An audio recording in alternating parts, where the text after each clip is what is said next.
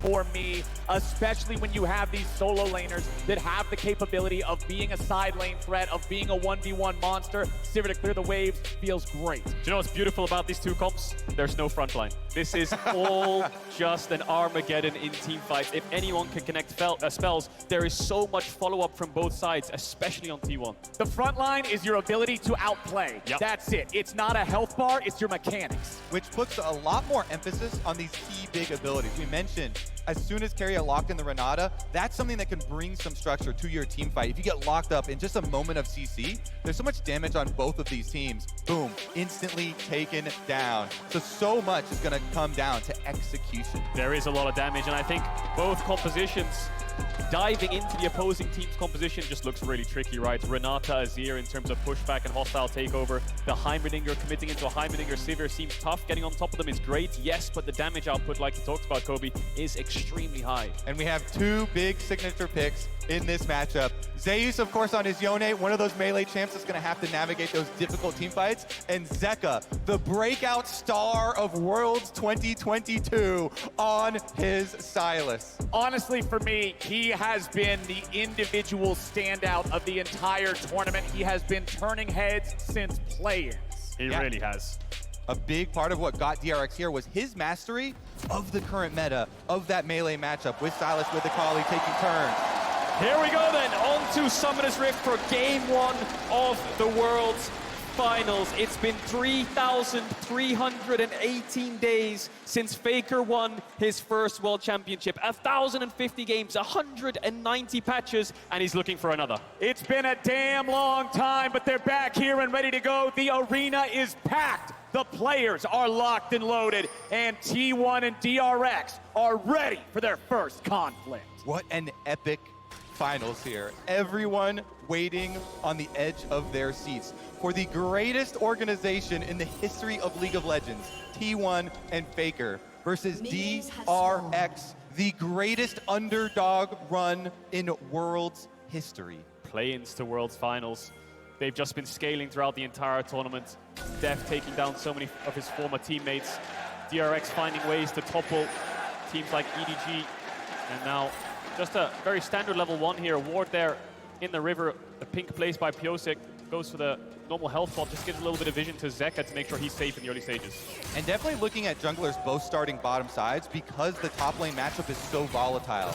Zeus is one of those few top laners that people have confidence to pick these sort of skill matchups into with that Yone on the top side. And we want to see if Piosik or Owner get there first to influence it. This can really snowball and damage the minion wave control afterwards. All right, Piosik gonna go ahead, clear out that Gromp second. Just go ahead, make sure he's maximizing that EXP. Just gonna continue pathing towards that top side. I would believe Faker versus Zeka. There's gonna be a lot of conversations about this matchup throughout the entirety of the series, I guarantee it. Tri-lane shot showing us that Zeus has that push here in the top lane. Meanwhile, bottom side, it's DRX taking early command of the wave. Definitely is. And of course, T1 is 8-0 against DRX this year. DRX haven't even taken a single game in the middle time in those games. T1 have had responses to what DRX have blind picked. You know, you think back to even in spring round 1, they played Tryndamere into Corki, Vex into Ahri, Veigar into Ryze. So many examples, but Piosik is now looking around mid. He's done his 3 bot side camps looking for Faker. Doesn't have to, he might have to flash the stun. Piosik coming in with Spectral Maw. Faker gets away. Nicely flashed from that. And as we have a little bit of early action here, remember that Prime Gaming is giving away 150,000 RP to several lucky fans every single day of this competition.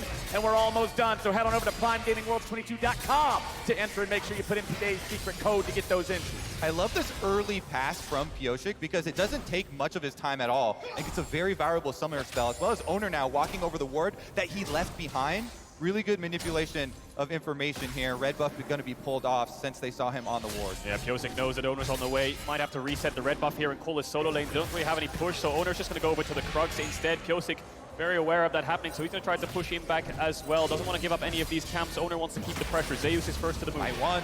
Nicely done. Owner's faster on the smite. Piosik's gonna have to walk away now. Zeus commanding control over the wave, crashing it into the turret.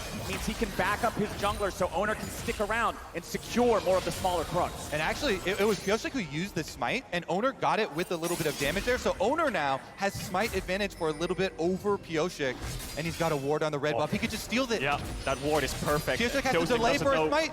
He's scared of Owner, and he will spot him out on the way. He's going to try to reset it again. You have to imagine no push in mid lane for Zeka. Pulls it in the bush. And actually looks like he'll be able to finish it out of vision. Nicely done. Right back in on the other side of the red to prevent any further patience loss. He doesn't even have to smite it anymore. They see Owner on top of the ward. They know he's no longer contesting this, but he is still looking into the enemy jungle. Pioshik just going to back out. There's nothing left to fight for. And this is the trade-off of the mid gank. You got a flash, you lost Krugs. Not the end of the world, did pick up a couple of them and managed to get his red. Now he's going to move down towards this bot crab. Second respawn's coming in. Still pressure a lot here for Faker in mid. Zeka has the TP if he needs it. Pioshik has flash to gap close onto Faker. Faker might have to be careful in these next couple of minutes. Not a lot of mana to work with here on Zeka with the Sylas. He's playing nice and safe. We'll see if Pioshik can find an angle here. Faker still pretty far forward. Flash!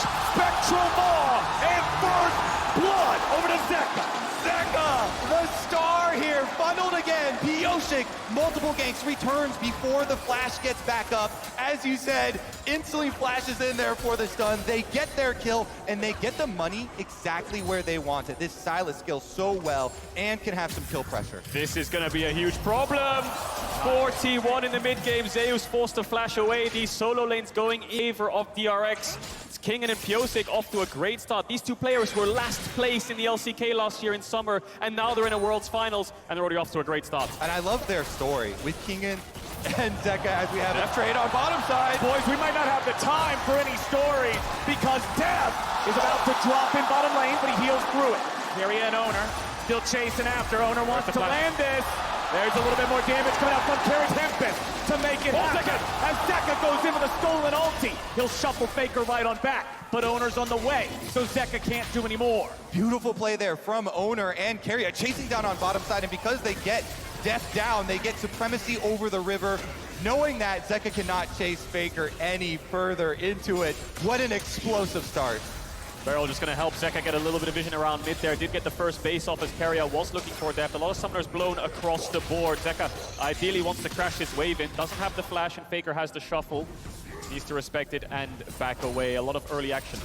Yeah, Faker's still having that shuffle because remember, he was level 5 when Zeka engaged on him with a stolen ulti. Let's now take another look at what happened bottom. Carrier, nicely done there, using E to pop the shield before the handshake. Gets the shield off and then pulls Deft back in. Wanted to make sure the wave crashed there, Deft, and Carrier stopped him in his tracks. His former teammate almost managed to find the solo kill.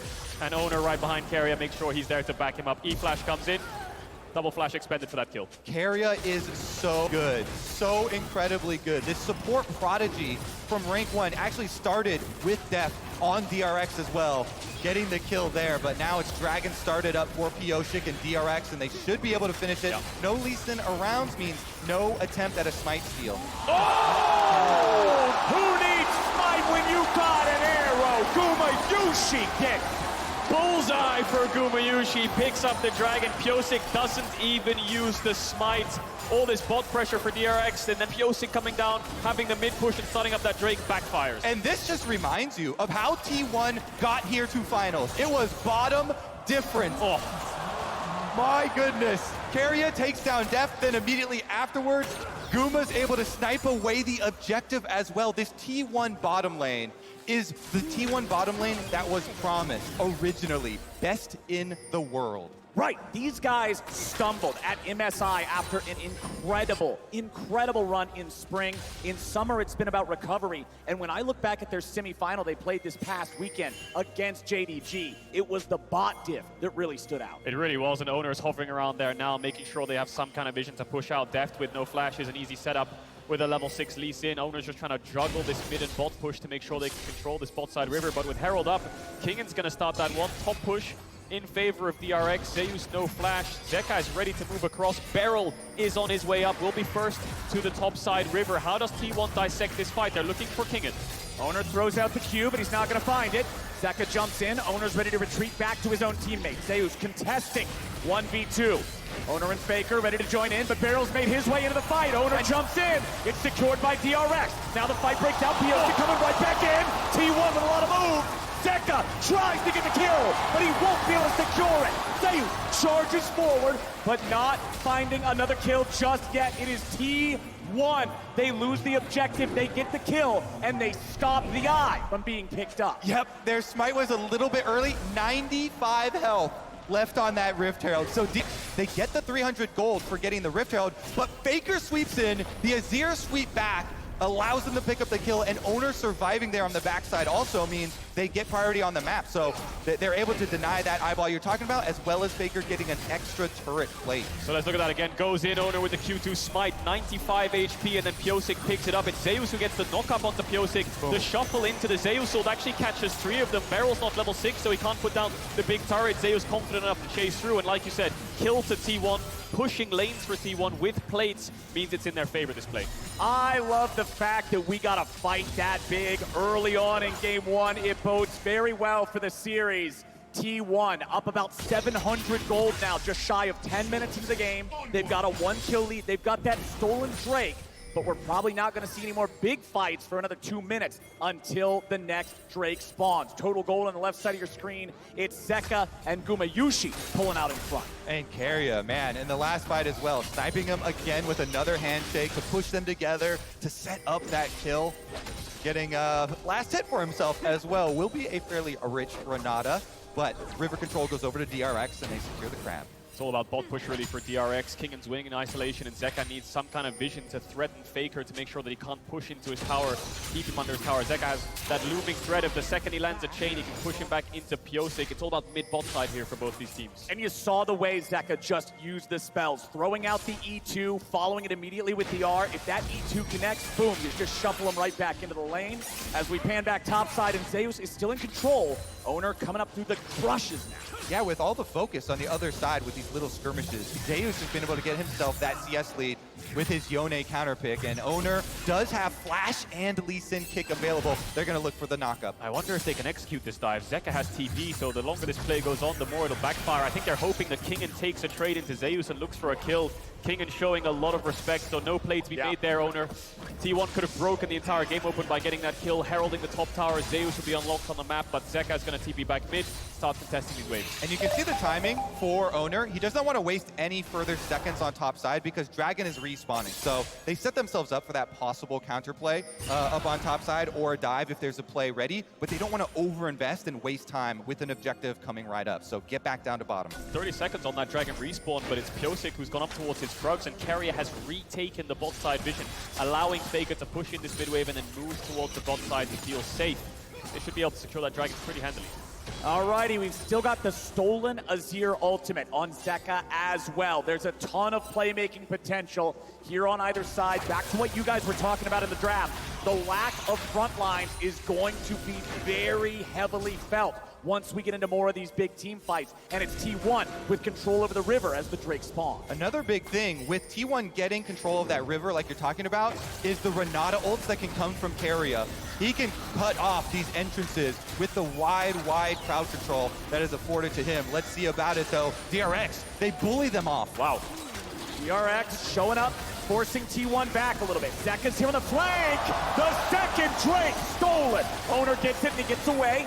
Zeka and the rest of DRX, they won't have a whole lot more to do, but that is 2 Drakes to nothing now for T1. Ocean Soul for T1 as well if they look forward to the next couple of Dragons. DRX very late to this play. They managed to find an avenue in. It did turn into a little bit of a 50-50, but T1 had really good positioning and setup in terms of vision before they had arrived. Still a little bit of pressure on this bot side as Zeka is the one catching bot wave, and Deft has moved towards mid. Yeah, Pyosik coming down the river too. I love both these junglers, the confidence. Even after the 95 health left on Rift Herald, Owner says, don't worry, I got this one. Pyosik with the gank onto Keria gets at least his flash. Doesn't follow through the ult, a little bit scared of Owner. And if you watch DRX versus T1 the majority of this year, it's just been a slow bleed out for DRX. T1 had better macro in the regular season, they had more pushing lanes, they had more options to play for, and it was just a slow and steady loss every single time for DRX, barring the last time that they faced each other in round 2 of Summer, where DRX actually had a pretty good gold lead and a massive kill lead, but it was T1's macro that brought them back into this, and it's DRX's macro that has improved so much in this international tournament. And talking about macro, that's the other thing that really stood out for me about T1 in their semifinal last weekend. It was the bot diff, and it was the decisions being made as a team, not just later on, but early too, to outmaneuver JDG and constantly find advantages. Yeah, I think T1 are one of the best in the world. In fact, probably the best in the world now at pushing these leads. When you get this gold lead, to be able to set up on the next objective. Owner comes top again. Zeus goes in, gets his turret plate, and Rift Herald number 2 about to arrive. But remember, Rift Herald number 1, despite the fact that there was a fight over this and a lot of players were there, the eyeball was never claimed. We never got to see that Herald used. So this second one, I'm hoping we get some more results from. Lots of lane shifts coming in here. DRX have sent their jungle support up towards top side for King and Death to stay in mid, so I wonder if DRX just want to break the laning phase right now and put the Sivir in mid, put the Heimer towards mid, and start pushing in these waves, building towards those 2 items so you can control the map a little bit better. Yeah, it's always so nice to be able to get mid-push when you're looking at the next spawns of the objectives, so then you can either move in to this Herald first, or once Dragon comes up, of course, you can do the exact same thing from the other side, and T1, get it first. Born's coming through. T1's going to start it up, and Zeka's moving his way towards mid. He doesn't have the TP, and Faker does. That allows him to stay in the lane. DRX know this has been started. The question is, are they going to contest it? This is very similar to the Dragon, where they're just arriving a little bit too late. Yeah, T1, like clockwork, going to these neutral objectives, continually posing this question to DRX, and they get this one without a fight. The gold lead continues to build. 1,500 now, 15 minutes into the game for the second seed from the LCK. As Faker gets away from the Everfrost there of Zeka, the extra playmaking potential. Somewhat countered by the fact that Faker does have Crown of the Shattered Queen, going to make it harder to kill him when they go in. And especially considering the squishy nature of both compositions, I like this purchase from Faker. Definitely agree, and T1 showing why a lot of people had them favorites in this matchup here. The lane phase, very oppressive from them, and being able to consistently push the tempo. Owner still hovering around this top side. Doesn't look like they're giving much resources to Faker. He has TP, and they want to look for a play through top. Kingen seems to be the target for them. Owner is actually going to base and move towards mid, you have to expect. So very stock standard swap of lane phases here, just moving around pieces on the map to try to control vision around mid. No neutral objectives just yet. Well, the big thing I'm looking at is we have solo laners hitting their level 11, second level ultimate power spikes here. That means that the dives, the burst potential is really starting to get high. So I'm expecting to see more of these plays. I'm expecting to see more of these roams. I'm expecting to start seeing some dives and a little bit of testing the water to see if they can just skill check their opponents. And T1 are the ones who can pull the trigger first. They have that Herald. They probably want to put it towards mid or top. I mean, every single tower is incredibly low. They're having push in all of these 3 lanes, which just allows them to control this map so well. DRX grouping up now, trying to find an avenue to get a little bit of vision. Maybe they can look for a pick. Keria still not having that flash up. There's a ward around him, but Owner's ready to cover. Yeah, I think their biggest advantage they could set up for themselves here, DRX, is trying to establish that vision control over the Dragon before it spawns, because T1, since they got that Rift Herald number 2 so late, they can sync up the activation of the second Rift Herald here with the spawn of this Dragon. You know, make a hard push first to gain priority on mid, then slip down to the objective. Heimerdinger does so well, though, this pick that has been so fun throughout Worlds, when your opponents have to come face check you into brush, and that's what Beryl is trying to accomplish. Yeah, you see the turrets being placed, wards being put down. My eyes are on Zeka for this next fight. It would be a third Dragon for T1. Of course, Ocean Soul points, DRX first ones in the river. Zeka has a great position to look for. Zeus walking down. Remember, Zeka has no stolen ultimate right now, so that's a big deal. What's he going to steal? When is he going to steal it? Making the right choice goes a long way. First Herald of the game summoned up here in mid lane. This will be the first turret killed by either side, and it's mid-dropping. T1 claiming it. They pick up the tower and they get the wave in, but it doesn't give them an avenue into this Dragon because Kingen TP'd bot and Zeus needs to respond. It's going to be a dance around vision here as Faker is the first one to step up. Owner's going towards midwave. Kingen will find the bot lane of T1. Oh, it's not where they want to be going. DRX, they're ready to go. Can they survive? No.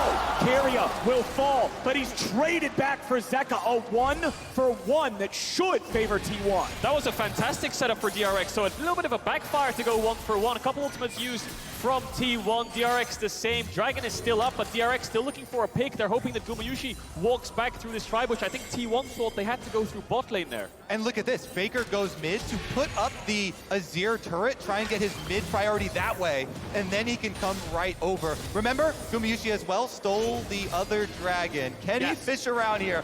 They've got vision inside the Dragon pit and teleport coming right out. All right, teleport from Zeus. Bottom lane, Kingen and Beryl gonna keep him back. Zeus ready to try to outplay here with a Soul Unbound. immediately resets his gonna burn it. position. His job was to distract, and distract he did. Drake secured as Faker goes in. Deft is on the run, 40% engage. Zeus ready for the re-engage. Fate sealed, and Deft is down. Faker gets the kill, and T1 are ready to go. T1 so precise, just dominating this game. Zeus, magnificent sleight of hand on the bottom side, but they're not done yet. Kingen looking for the snipe onto Faker. He just walks out of the Inferno chains and goes for it. Oh, but Faker goes back in. Faker gets barrel, and T1's ready for more. Pioshik's on the run, but the Ruined King will barely survive. Owner walks away, and now T1 might just pay for it. Kingan's ready to chase down Guma even further. Zeus coming around from the side. Kingan backing away. T1 getting another. Faker getting another. Zeka running home. Oh, it's turning into a slaughter in game one, boys. 20 minutes here, and T1 have 3 Drakes as well as the gold lead. Huge swing of gold now for T1. Massive fight around the Dragon. They played it with so much patience. There was never a moment where they felt rushed or pressured to just take a fight. All of a sudden, they're just playing through waves, making sure they have numbers advantage. They sneak it away under DRX's nose. Then this fight, and T1 are the ones who stand tall. Playing with supreme confidence. Zeus here, in his first year, on the international stage. The sleight of hand to distract DRX down to the bottom side. Then Faker says, we collapse on them, pull off the pincer. And this is the Sivir, right? Not very good range in terms of hitting back. The Azir is just damaging your health bar. Deft falls, and then T1 look for another player. We've got a fight on live. We've already got that play right now. Pioshik on the run, but he'll run nowhere. Faker goes on a rampage, and Barrel goes down with him. T1 find 2. They find the jungler, and they find their way to the Baron. There's a reason why T1 is undefeated versus DRX. They're outclassing them in every single role right now, and T1 will pick up that Baron just shy of 21 minutes in the game. Absolute domination here. The objective bounties are already up. The game signaling just how far ahead T1 are. And they've picked right up where they left off. This team, their ascent has been so fun to watch. Consistently outplaying people in draft, in mechanics, on the stage, pressing these objectives at every turn. Zeus and Kingen getting into a bit of a 1v1 here, but Zeka's also nearby. Faker ready to respond too. Kingen is low, and Zeus takes the kill. Now with the full retreat coming out, Zeka's gonna whiff the shuffle, and T1 just out. They'll take out these minions. Zeka trying to find any sort of a way to get out of this one, but it ain't gonna happen. No, sir. Faker unstoppable. I especially love the story. Well, never mind. Owner's on Pioshik. We don't have time for stories. Owner looking for another. Finds the R, finds the Q, finds 2. There it is.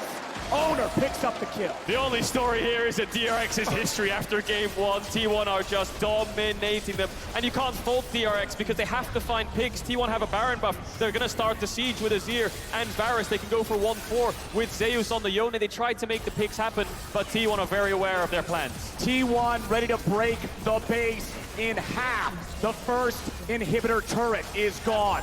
Inhibitor, a little bit more. There we go, that'll get him across the line.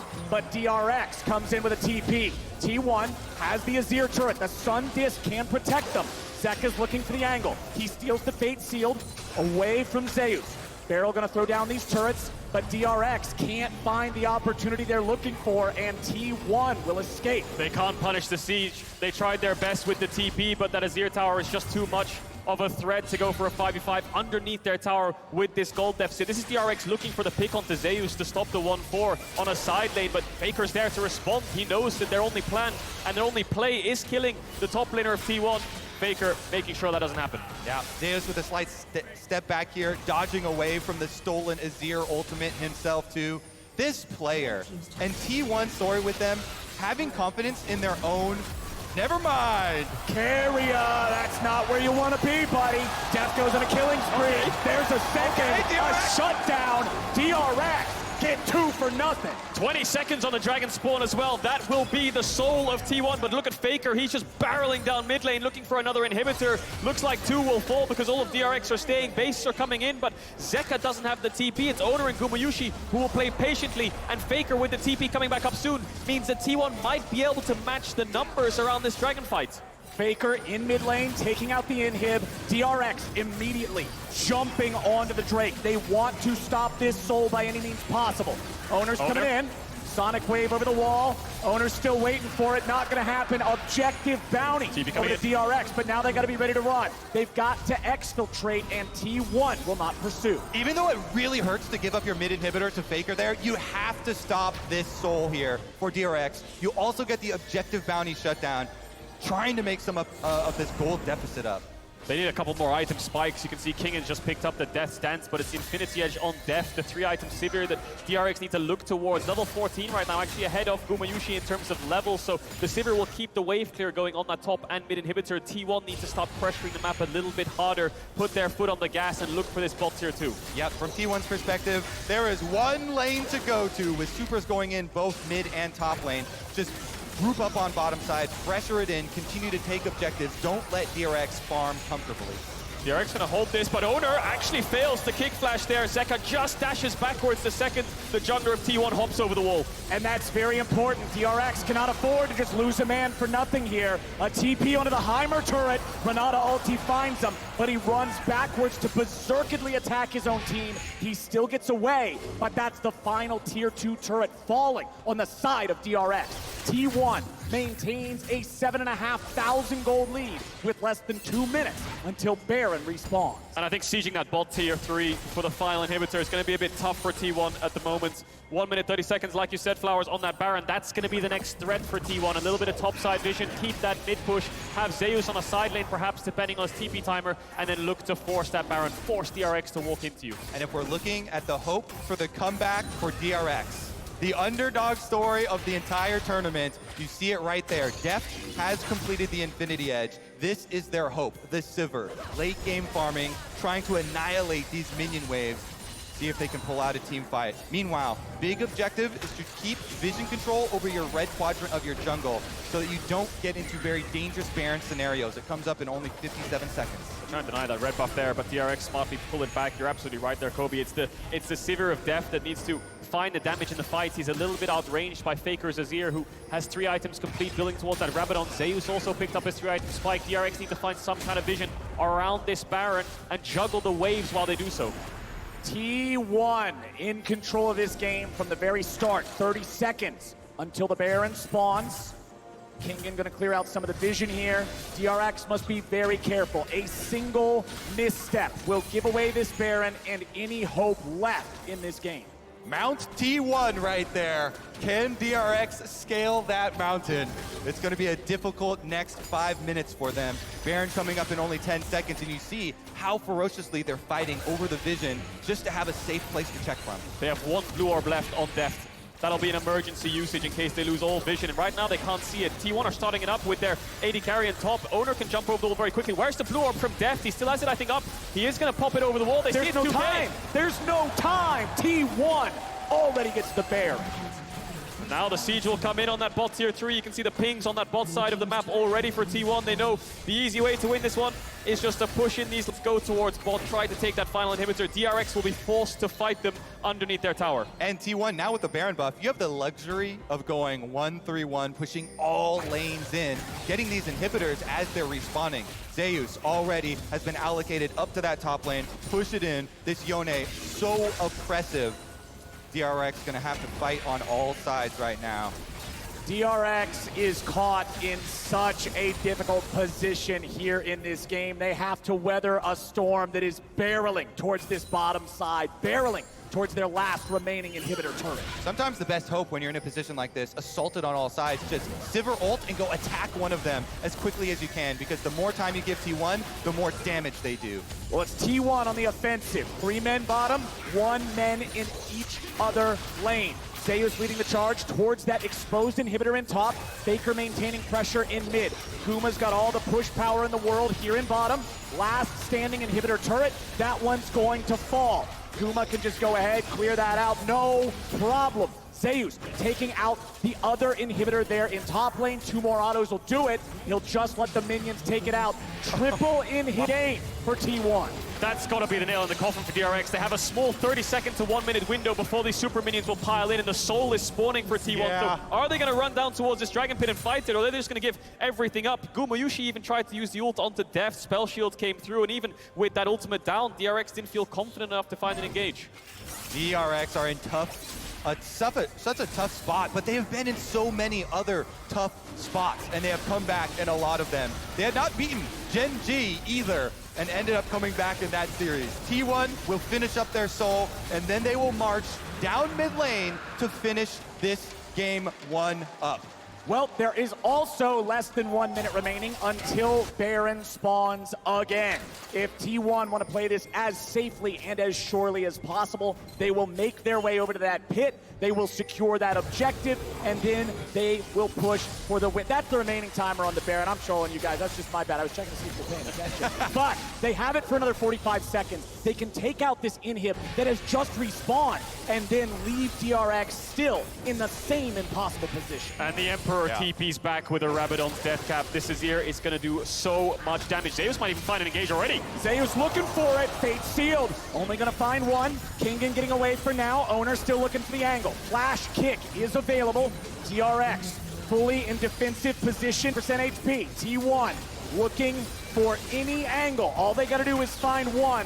An 8,000 gold lead is definitely enough to end this game. Minion wave making its way up. Owner threatens the engage. Chains of corruption going out. Zeka looking for the play, but Owner goes golden. He's going to stay alive for now, backing up yet again. Nexus turrets. First one's about to die. A little bit of HP, still keeping it around.